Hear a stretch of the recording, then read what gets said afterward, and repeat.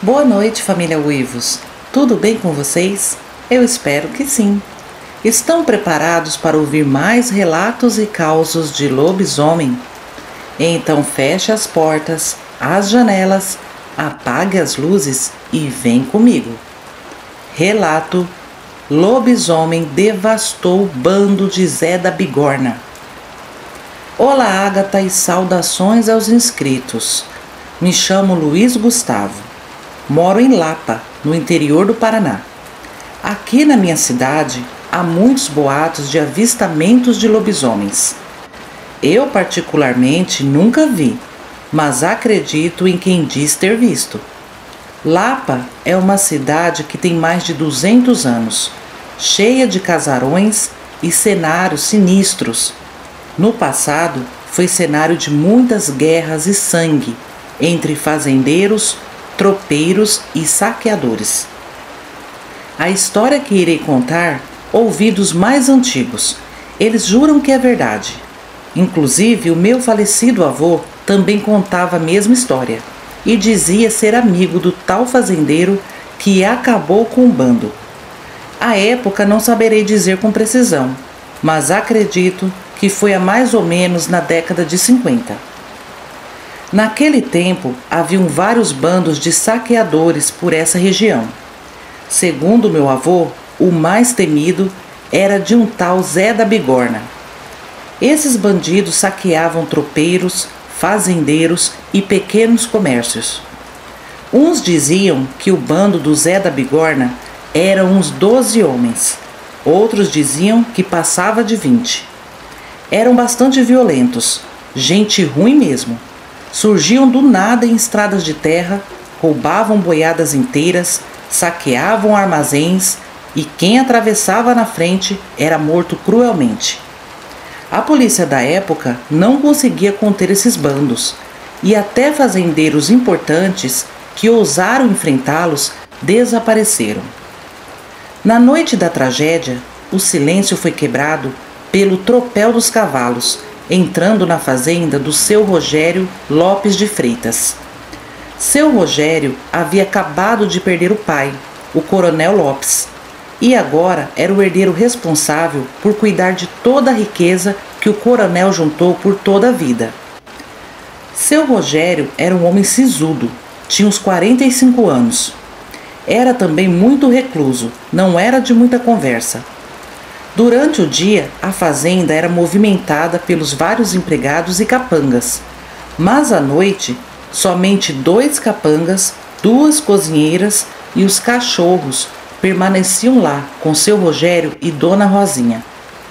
Os cachorros latindo deram o primeiro sinal que havia algo de errado, mas logo foram calados com tiros. O barulho acordou toda a casa.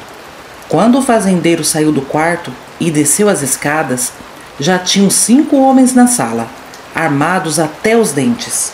Estavam quebrando tudo e gritando palavrões. Dona Rosinha, esposa do seu Rogério, estava grávida. Ela foi arrastada pela sala por um dos bandidos, enquanto os outros quebravam móveis, reviravam baús e gavetas atrás de dinheiro, prata e joias da família.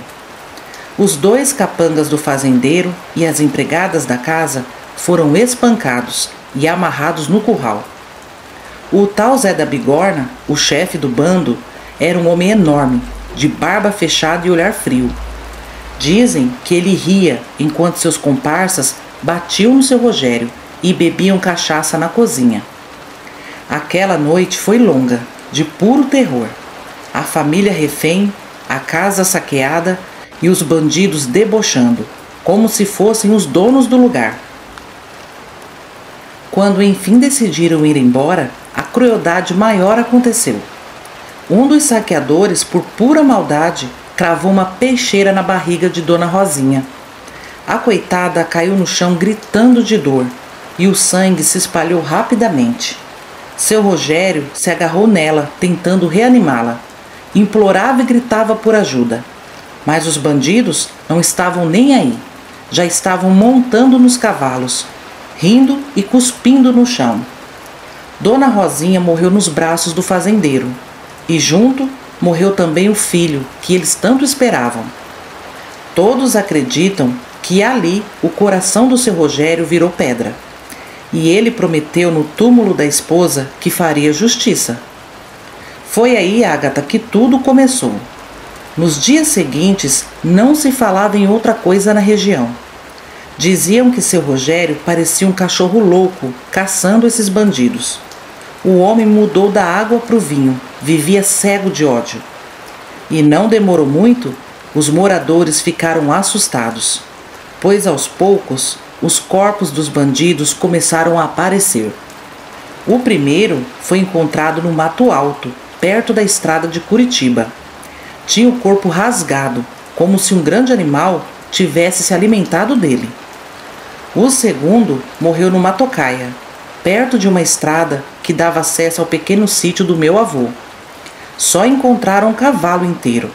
Do bandido, quase nada sobrou. Outro bandido foi encontrado dentro de um rio. Quem foi lá ver disse que os ossos estavam todos quebrados. Meu avô contava que o medo se instalou. A polícia estava perdida, não conseguia resolver tudo aquilo. E foi emitido um alerta para que os moradores ficassem atentos e resguardados dentro de casa à noite, pois havia uma onça solta. Mas quem morava lá há tantos anos sabia que naquelas matas não havia onças há muito tempo. Bom, em uma noite, 2 homens do bando pararam para descansar num rancho abandonado, quando de repente uma sombra imensa invadiu o local. O lobisomem avançou sobre eles. Não teve tiros que parassem aquela coisa. Os gritos de socorro foram ouvidos ao longe, mas ninguém teve coragem de sair de casa para ver. Um dos bandidos conseguiu fugir e se entregou à polícia relatando esse ataque. Dias depois, outro corpo foi encontrado dilacerado na estrada velha da Lapa. O tal Zé da Bigorna desconfiava que estavam sendo caçados por um grupo de justiceiros contratado por algum fazendeiro vingativo. Mas o sobrevivente do ataque no rancho descreveu a fera. Disse que era metade homem e metade cachorro ou lobo, que andava encurvado. O corpo era coberto de pelos sujos e fedorentos, e tinha unhas e dentes grandes e bem afiados, que cortavam mais que faca de destrinchar gado. Era muito rápido, não dava chance de defesa. O último a cair foi o próprio Zé Bigorna. A história que se conta é que seu Rogério, já transformado, fez uma tocaia para o bandido, perto do rio Iguaçu. Era madrugada. O bandido vinha sozinho, procurando esconderijo, quando bem na sua frente surgiu a criatura. O lobisomem avançou nele. O bandido ainda tentou reagir, atirou algumas vezes, mas as balas pareciam não fazer efeito. Quem morava por perto só escutou os gritos de dor. Na manhã seguinte, foram às margens do rio e só encontraram a cabeça do bandido. Depois de todos esses acontecimentos assustadores, é que alguns peões e capangas da fazenda de seu Rogério começaram a falar o que sabiam. Um deles contou que já tinha visto seu Rogério coberto de sangue, voltando das matas durante a madrugada. Outro contou que no dia da morte de Dona Rosinha, viu nitidamente a cor dos olhos do fazendeiro mudarem de cor. Seu Rogério passou anos tentando esconder isso. Desaparecia para que ninguém desconfiasse, mas depois do crime contra sua esposa, ele não se dominou mais. O lobisomem virou a própria arma de sua vingança. Diante de tantos corpos e esses boatos rolando, a polícia foi bater na porta do seu Rogério, mas não o encontraram. Ele abandonou tudo: terras, gados, casas, nunca mais foi visto. Uns acreditam que ele tirou a própria vida, outros que ele foi viver nas matas. O fato é que o bando mais temido da época acabou ali, e com a notícia correndo de boca em boca que um lobisomem havia feito justiça, outros bandos não apareceram.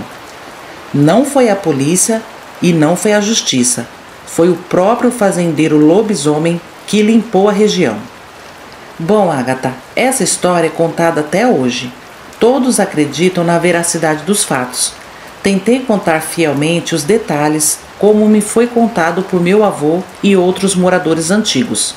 Ficarei feliz em ouvir esse relato em seu canal. Muito obrigado e boa noite a todos.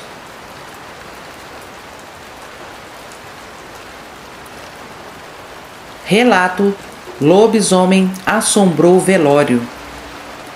Olá, amigos, me chamo Roberto. Eu era uma criança de apenas 9 anos quando esse fato aconteceu.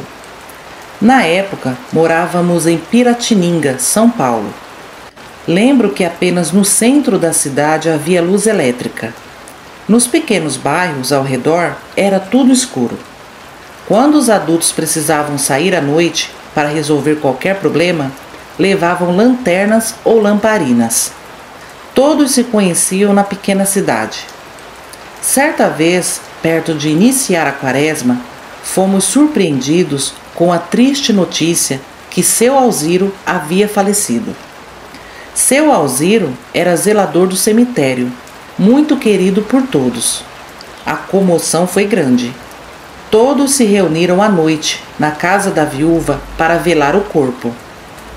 As pessoas mais próximas passaram a noite inteira velando, enquanto outras ficaram apenas alguns minutos. Como meus pais eram muito amigos do casal, junto com outras pessoas, decidiram ficar a noite inteira. A viúva não chorava a morte de seu Alziro. Estava catatônica, como se não acreditasse que fosse verdade. Conforme a madrugada ia avançando, rezamos terços, cantamos louvores e as horas foram passando. As crianças cochilavam no colo das mães. Os homens bebiam café e as mulheres abraçavam a viúva. A única fonte de luz era uma lamparina no canto da sala. Lá fora era um breu total e a porta da casa estava aberta quando fomos pegos de surpresa com algo que vinha correndo pela rua de terra batida. Parecia um cavalo solto, desenfreado. Aquilo entrou correndo no terreiro de seu Alziro e foi surreal o que apareceu em frente à porta. Era um lobisomem. O corpo era de um homem, mas as 4 patas iguais a de cavalo. E a cabeça era igual de um cachorro com orelhas pontudas. O corpo coberto de pelos, os olhos vermelhos e os dentes para fora da boca. Foi uma gritaria geral. As mulheres se encolheram no canto da sala tentando proteger as crianças. Os homens, com muito medo, caçavam algo para se defender. E o lobisomem, Agatha, veio caminhando até o batente da porta e se levantou, impedindo a saída. Aquilo fedia podre. Ele ficou em pé tentando se equilibrar. Era do tamanho da porta ou até mais. As mulheres começaram a rezar em voz alta, pedindo proteção divina. As crianças choravam, e inclusive eu. Os homens gritavam tentando expulsar o bicho, mas ele não se movia. Fungava igual um bicho bravo e ficava encarando todo mundo. Os homens fizeram uma barreira em volta das mulheres e crianças, mas o lobisomem não entrou. Quando ele olhou para o caixão, começou a fazer um barulho com a boca, como se estivesse rindo. Foi assustador. Isso durou uns 5 minutos. Depois ele deu um relincho misturado com um berro e saiu galopando na estrada escura. Rapidamente trancamos a porta.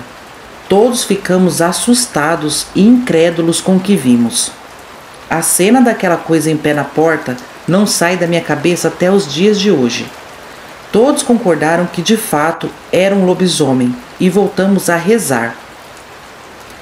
Foi quando a viúva interrompeu a reza e com a voz séria falou: "Isso que vocês viram foi o próprio diabo.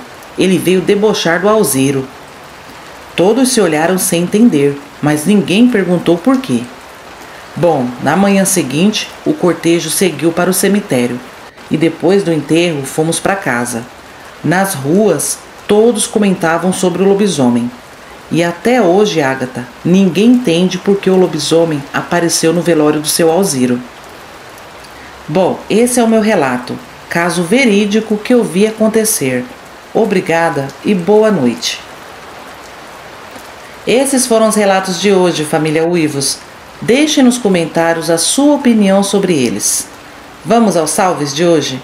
Vai um salve especial para Roberto Maciel, Wellington Santana, Ana Cláudia Rodrigues, Vanessa Carolina Coelho, Cantinho da Ed, Miriam Abade, Né Oliveira, Ailton Marinho, Clairton de Souza, Ângelo Augusto da Silva, Rosilda Pereira, Reinaldo Ferreira, Gonzaga Oliveira, Emerson Tadeu, Valdênio Oliveira, Eduardo Nascimento, Messias, Marisa de Oliveira, Cristiane Neive, Valdilé Noronha, Severina Barbosa, Nilce do Lago, Patrícia Pereira, Daniel Watley, Sebastião Paulo Rodrigues, Inácio Fernandes, Dani Ribeiro, Elisandra Cruz, Carla Krause, Brenda Lilian Correia, Florinda Dias, Márcia Cristina, Giovânia L, Iraci, Pedro Tomás, Adesilda Francisca, Hélio Silva, Rita Cássia, Marisa Natália Silva, Sandra Helena, Cláudio Américo, Maria de Fátima Soares, Elizabeth Vieira dos Santos, Angélica Guimarães e Samara Cavalcante Ferreira.